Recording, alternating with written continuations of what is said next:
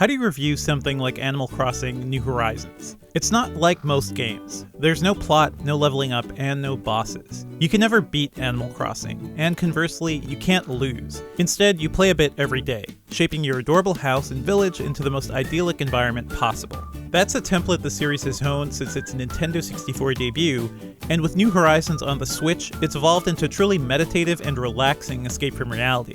And honestly, that's just what we need today, as our society reshapes itself around the specter of a global pandemic.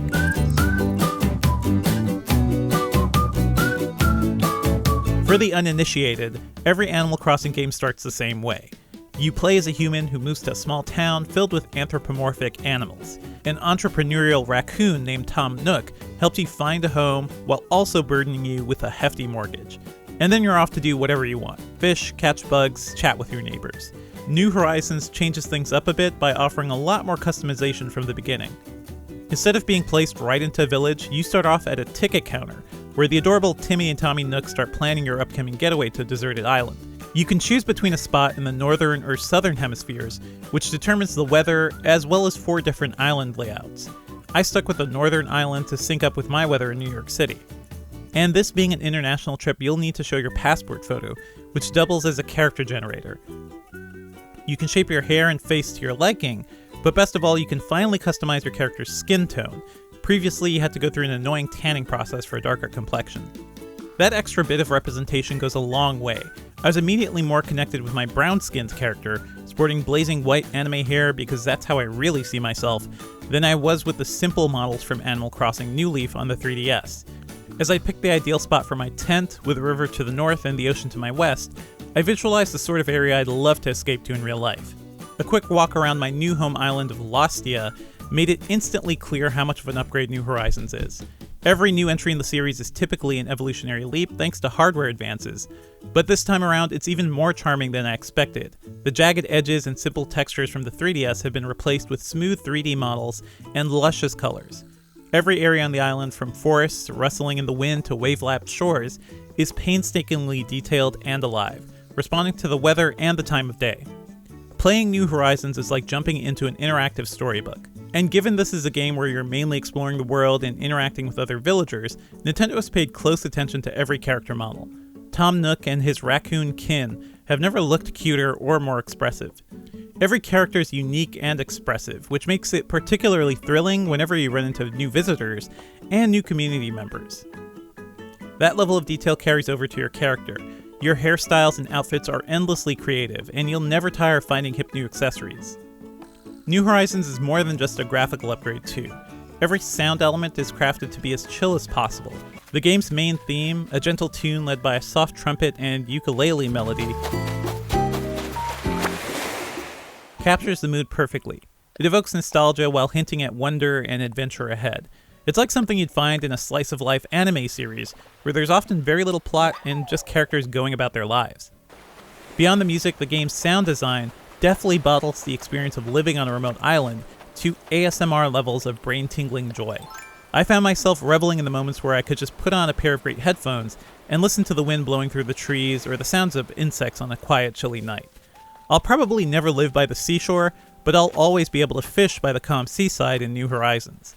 It's as if the developers tried to bottle up every sound of nature that relaxes humans, just in time for us to be locked in our homes as we self-quarantine against coronavirus. Once your camp is set up, you'll get a NookPhone from Tom Nook that serves as your main progress hub. Of course, he's a tech CEO now too. It'll help you keep track of DIY crafting recipes, which you can use at workbenches to build new items. You'll also use the phone to keep track of your Nook Miles, a currency based entirely on things you do, as well as design custom items and even get rescued if you manage to get stuck somewhere on the island. There's also camera mode for capturing the perfect in-game selfie. Nook, the capitalist monster that he is, doesn't waste any time burdening you with a bill. But unlike other Animal Crossing games, you can pay off the cost of your trip through Nook Miles, which you earn quickly early on by doing things like collecting weeds, chatting with your neighbors, and in general being a solid member of the community. You can also use those miles later on to buy specialty equipment and more crafting skills. It didn't take long for me to pay off Nook, but then he dangled another carrot in front of my world-weary millennial face. A home of my very own. How could I say no? And so began my frenemy relationship with Nook, someone you always end up owing in Animal Crossing. DIY crafting, which debuted in the Animal Crossing Pocket Camp mobile game, also changes up the flow of the series for the better. Instead of just earning money to buy furniture, clothes, and other accessories, you can build them on your own, assuming you have the proper materials. That makes chopping wood, mining for stone and metal, and collecting cherries far more rewarding than previous titles. Unfortunately, I haven't been able to try the local multiplayer or online portions of the game, but I'm definitely looking forward to sharing my island experience with friends down the line. And if you share your Switch, you better get used to living on a single island with everyone else in your household. That seems like a particularly draconian move by Nintendo. The only way to get multiple islands is to buy more copies of the game. I also didn't get to test out the New Horizons feature in the Switch Online app for smartphones. It's your gateway to voice chatting with friends, and you'll be able to scan QR codes for unique items from older Animal Crossing games. After diving into New Horizons for about 12 hours, my island utopia was finally starting to take shape. There's an impressively large museum to display the fossils and animals I've collected, I helped construct a thriving store run by the Nook kids, and my home is shaping up to be quite the bachelor pad, with an expensive stereo, a grown-up reclaimed wood bed, and a microphone for my dreams of in-game podcasting. More so than any Animal Crossing before it, New Horizons has become a calming ritual for me. I look forward to checking on my island every morning, greeting newcomers, and taking another look every night to sell items before the shop closes. It may seem a bit frivolous, but all the time I spent in the game was time spent avoiding political fights on Twitter, news about how we're ill-equipped to fight the coronavirus, and fretting about the fate of our civilization. Every moment spent in New Horizons is a moment I can breathe a bit easier, which feels like a miracle today.